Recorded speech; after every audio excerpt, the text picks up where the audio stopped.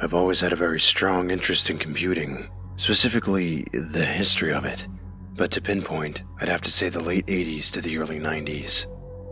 It was a time when major communities were sparse, and many people did not have a wide knowledge of computer systems, because Windows 95 was completely revolutionary and a giant step up from DOS. With a new generation of system came a new generation of people who took enjoyment out of destroying them. Not necessarily Luddites, but I'm talking about virus developers. There's a wide range of videos on YouTube today showing you viruses, their information, payloads, etc. However, still, there are malicious programs that have been buried for almost 2 decades. I was raised on Windows 98. After getting the family computer at the age of 4, I familiarized myself with how it works and almost completely everything about it. But our old dinosaur had to go when I blew out the speakers, deleted a large portion of System 32, and some relatives were in need of it. I was dismayed, to say the least, but life went on. Today, I'm 20 years old, studying computer science at Bristol University in the UK. During the majority of lectures I had to attend, when I wasn't taking notes on my Windows 7 Toshiba, my old Windows 98 Packard Bell popped into my head. I think of the countless hours I'd spent on it, playing shareware trial games and writing Word documents filled with garbage. Overcome with surges of nostalgia, 2 months ago, I decided enough was enough and looked to order a semi-vintage system. The first eBay result was fantastic. A Packard Bell, exactly the same I had as a child, and in perfect condition. It was too good to be true. Best yet, it had a Buy It Now button right next to it. Being from a wealthy family and easily able to afford it, I snatched it up in a flash. I was gracious with my payment, and the seller was in turn gracious with the delivery, and it was in my hands the next week. I felt 5 again once I turned it on. The system made exactly the same whirs and buzzes it did as I remember. Only difference was the speakers worked. Having a wired internet connection in my room, I tore the Ethernet cable out of the laptop and inserted it into the back of the hard drive. Internet Explorer 5 was a complete joke of a program in my opinion, but it reminded me of being young again, so I decided not to upgrade, seeing as most browsers today don't support Windows 95 anyways. I even connected Outlook to one of my first email addresses, which I kept changing for one reason or another. Immediately, my inbox filled with subscription updates and special offers. There were even a few from 2002. I smiled to myself and just closed Outlook. I called my mother the next day and asked for my old disk, full of shareware games to be sent to me, and she accepted. Once I received it, I was hooked. I didn't go on the system every day, perhaps for about an hour every other day. I booted up Outlook to discover a curious email which had been sent to me. My last email was from last week, from a company which I can't remember. The sender did not have a name, but their email was v@c.com. That's odd, I thought to myself, but without thinking, I clicked the email to open it. It had one attachment and a note written in poor English. Thought of interest might peak at this. Kind regards from. That's all it read. What a joker. He didn't even include his name, I said to myself. I looked at the attachment. It was called foryou.exe. I'm not gonna lie, I've read creepypasta, and I'm certain you're expecting something along the lines of a cheap scare, such as a loud beep from the speakers and something happening in reality that kills me, or tries to kill me. It's nothing as simple as that. I double-clicked on the attachment, and the publisher warning appeared. The computer didn't even flinch. Not being an idiot and studying computer science for a good reason, I checked System 32, syswow, and System for anything peculiar, such as dropped files. Sure enough, in System, I noticed a .vbs file inserted. Complete.vbs. I chuckled to myself, seeing as I knew a great deal about computer viruses. I right-clicked and hit edit. Notepad initialized, and I was surprised by what I saw. The text filled with foreign, hexadecimal, and error characters. It definitely wasn't coded in BASIC, so I was certain that the virus would fail to do anything if I ran it. So I did. I whispered shit under my breath as the system shut down. Most viruses delete a huge portion of the C drive and shut your system down. so I was surprised when Windows actually restarted successfully and I could log back in with no problems. I scanned the folders on my system thoroughly for any changes, anything at all, but I found nothing until I clicked into my videos.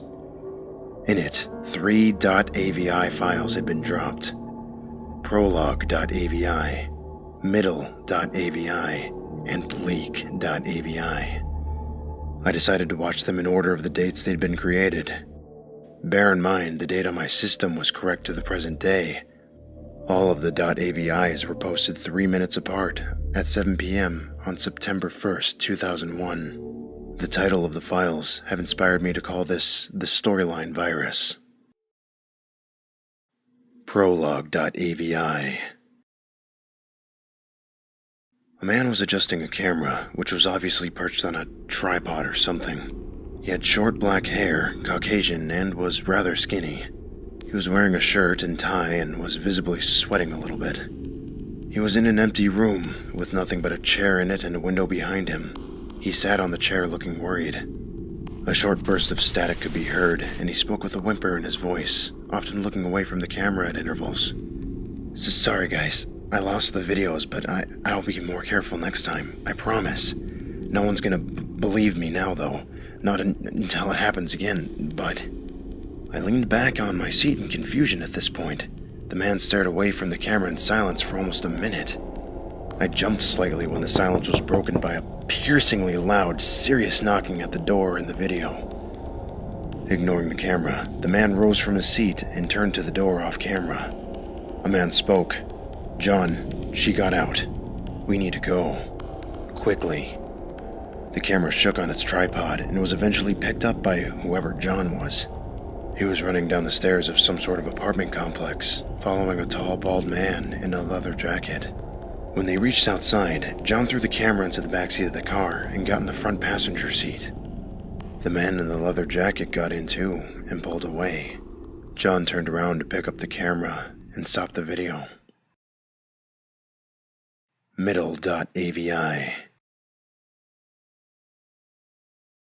John had the camera perched in front of him, looking out the windshield. It was nighttime, and the camera had switched to night mode. The two were traveling down a large country road.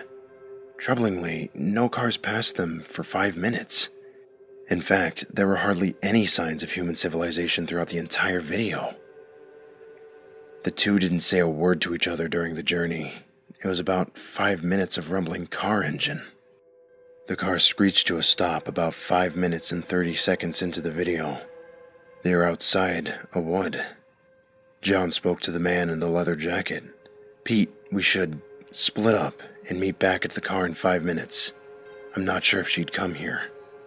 John was running fast, ignoring all the shrubs and branches that were blocking his way. He was panting and saying, "Oh God," at regular intervals. About 30 seconds later, John stopped as a clearing was just behind a bush. He crouched, trying to hide from something. In the middle of the clearing was a large fire, burning some large logs and tree branches which had been placed in a circle pointing upwards. John dared not to move when he saw a woman, with her arms raised, standing by the fire. She was wearing nothing but a hospital-style robe. Her back was to him, but her skin was a pale green, and her veins were a very dark blue color. She had long black hair, which almost reached her anus.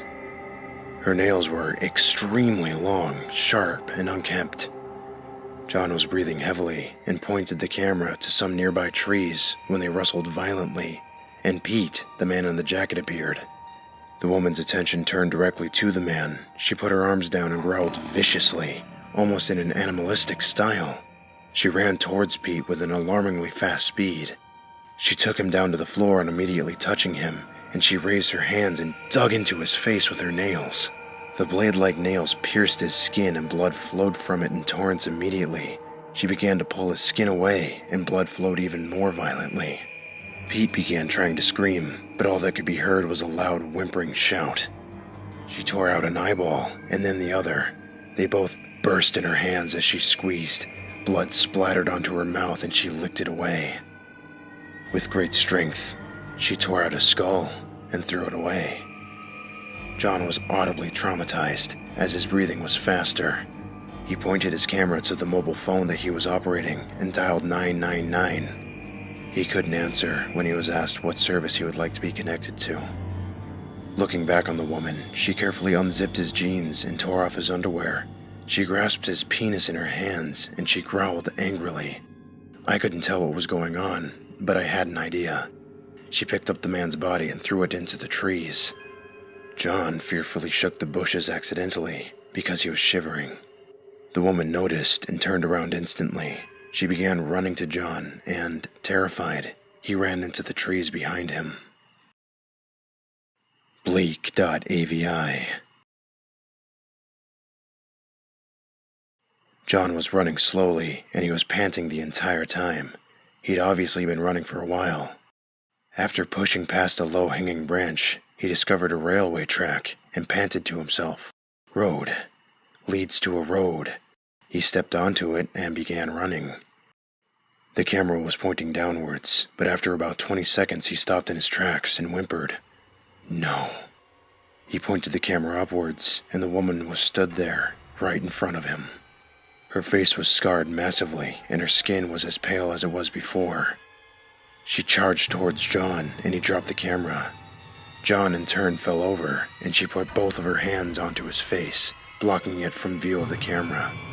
Some sort of smoke was being given off by his face and her hands at this point, and shortly after, the woman let go.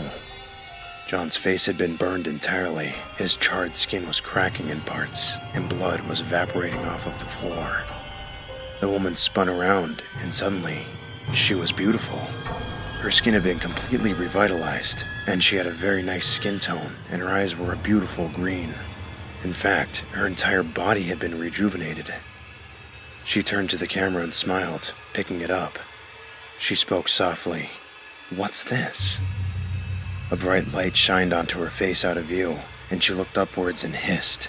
She ran away with speed, dropping the camera. A man in a fluorescent jacket walked onto the tracks and picked up the camera. He spoke. "Sergeant, over here." The police had come to John's aid too late. Why this was a virus, I don't know. In fact, there's no mention of it on the internet anywhere. At a nearby library, I looked at a Yorkshire newspaper on microfilm, and it was a local town's report on how a witch had been spotted in some nearby woods, but it was later dismissed as a hoax. It certainly didn't look like one. The sender did not reply to any of my responses to that email. Immediately after Bleak ended, the system shut off entirely and was unable to reboot as Windows.com had been entirely deleted.